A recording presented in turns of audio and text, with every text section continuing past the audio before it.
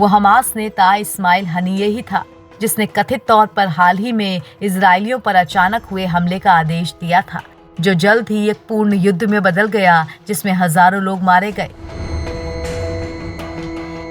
हनीये को फिर से सुर्खियों में लाने वाला एक वायरल वीडियो था जो सोशल मीडिया पर प्रसारित होना शुरू हुआ, जहां हमास नेता को कथित तौर पर दोहा में अपने आरामदायक कार्यालय से इजराइल पर हमले को देखते हुए देखा गया था।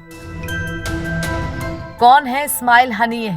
इस्माइल हनीये का जन्म 29 जनवरी 1962 को गाजा पट्टी में क्षति निर्वासन शिविर में हुआ था। उसका बचपन एक शरणार्थी शिविर में बीता। वो ये देखते हुए बड़ा हुआ कि कैसे फिलिस्तीन इजराइल के साथ लंबे समय से चले आ रहे संघर्ष की पृष्ठभूमि में राज्य की मांग कर रहा है।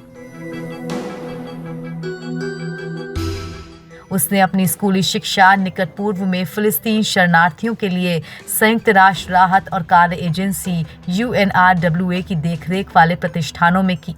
उसने गाजा में इस्लामिक विश्वविद्यालय में अरबी साहित्य पर ध्यान केंद्रित किया और कॉलेज में रहते हुए हमास के साथ जुड़ा। हमास के नेता के रूप में उदय। हनीये का हमास के साथ संबंध 1990 के दशक के मध्य में शुरू हुआ। वो हमास के पदों से ऊपर उठा। दूसरे इंतिफादा के दौरान हनीये की पहल ने उसे फिलिस्तीनी मुद्दों के सामने ला दिया।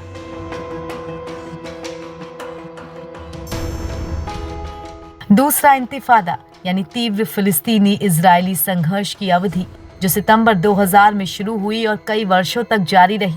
फिलिस्तीनी क्षेत्रों में लोकतांत्रिक चुनाव के बाद इस्माइल हनीये 2006 में फिलिस्तीनी प्राधिकरण का प्रधानमंत्री बना।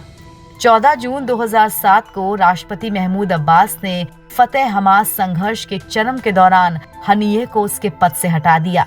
हालांकि हनीये ने डिक्री को मान्यता नहीं दी और गाजा पट्टी में प्रधानमंत्री की शक्तियों का इस्तेमाल जारी रखा। वेस्ट बैंक पर नियंत्रण रखने वाले हमास और उसके प्रतिद्वंदी फतेह के बीच सतह के नीचे संघर्ष चल रहा था। यह आंतरिक कठिनाई 2007 में एक क्रूर संघर्ष में बदल गई, जिसने गाजा से फतेह शक्तियों को बाहर निकाल दिया। सितंबर 2016 तक रिपोर्ट्स में संकेत दिए गए थे कि हनीये हमास के राजनीतिक ब्यूरो के प्रमुख के रूप में खालिद मशाल का स्थान लेगा। उसे 6 मई 2017 को विधिवत हमास के राजनीतिक ब्यूरो के प्रमुख के रूप में चुना गया।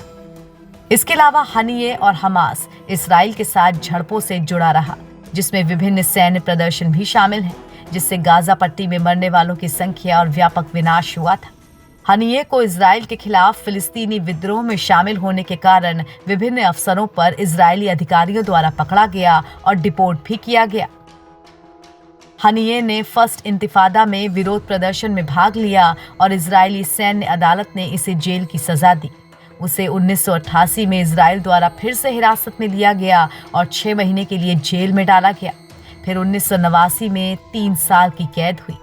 1992 में हनीये की रिहाई के बाद कब्जे वाले फिलिस्तीनी क्षेत्रों के इजरायली सैन्य अधिकारियों ने उसे हमास के वरिष्ठ नेताओं अब्देल अजीज अल रंतीसी, महमूद जहर, अजीज डुबैक और 400 अन्य कार्यकर्ताओं के साथ लेबनान भेज दिया।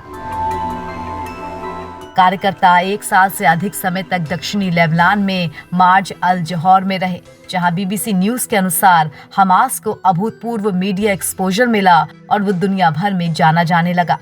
1 साल बाद वो गाजा लौटा और वो इस्लामिक विश्वविद्यालय के डीन के रूप में नियुक्त किया गया। अब हनीये काफी अमीर है।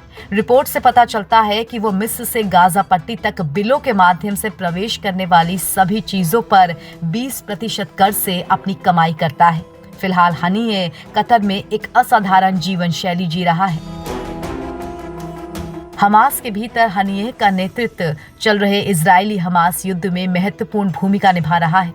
जैसे जैसे युद्ध की स्थिति निरंतर परिवर्तन से गुजर रही है, दुनिया सुलह को सुविधाजनक बनाने में इस्माइल हनीये की भूमिका पर बारीकी से नजर रख रही है, जो अभी एक पहुंच से बाहर की संभावना प्रतीत होती है।